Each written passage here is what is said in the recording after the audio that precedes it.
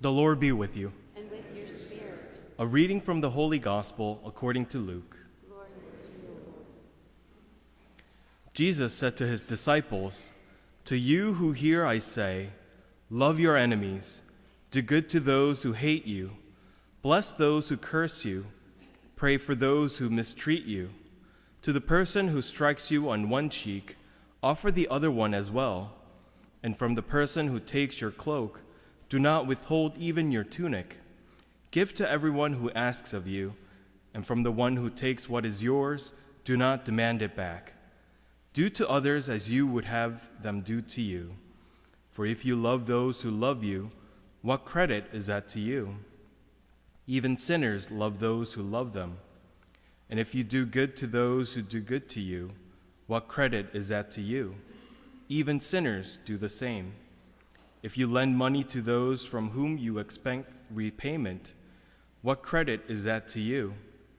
Even sinners lend to sinners and get back the same amount. But rather love your enemies and do good to them, and lend expecting nothing back. Then your reward will be great, and you will be children of the Most High. For he himself is kind to the ungrateful and the wicked. Be merciful, just as your Father is merciful. Stop judging, and you will not be judged. Stop condemning, and you will not be condemned. Forgive, and you will be forgiven. Give, and gifts will be given to you, a good measure, packed together, shaken down, and overflowing will be poured into your lap. For the measure with which you measure will in return be measured out to you." The Gospel of the Lord. Praise to you, Lord Jesus Christ.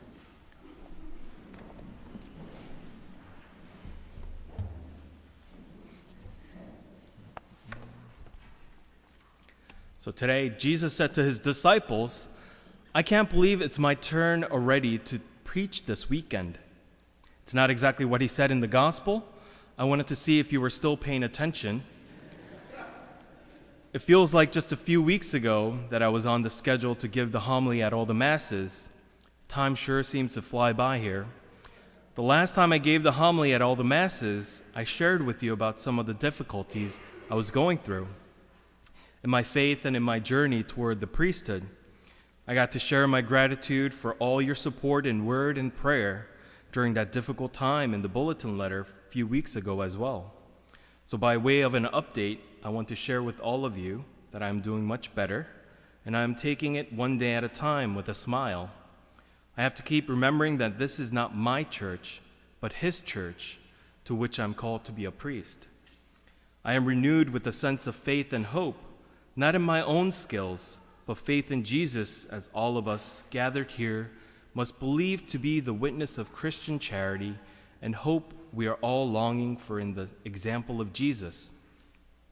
This weekend we hear the famous words of Jesus, to love your enemies.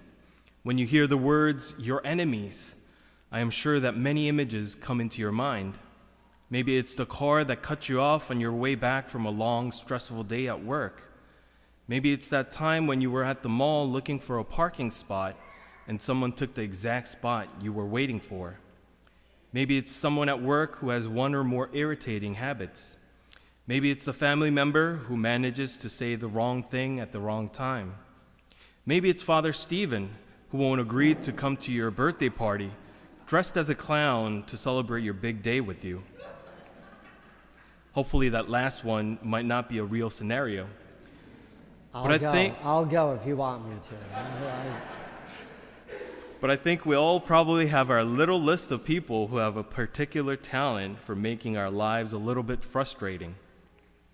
God really knew what he was saying when he told his disciples, love your enemies, since from the time of Jesus up to present day, we don't seem to run out of a supply of enemies on our list. Jesus also tells his disciples when someone strikes you on one cheek to offer the other one as well, and to give to everyone who asks of you. As much as that might sound very holy, Jesus isn't calling us to become a doormat for everyone, to be walked all over. But when I was reflecting on this passage, I was trying to understand what message Jesus could be trying to tell me and all of us today, as well as to his disciples in his biblical times.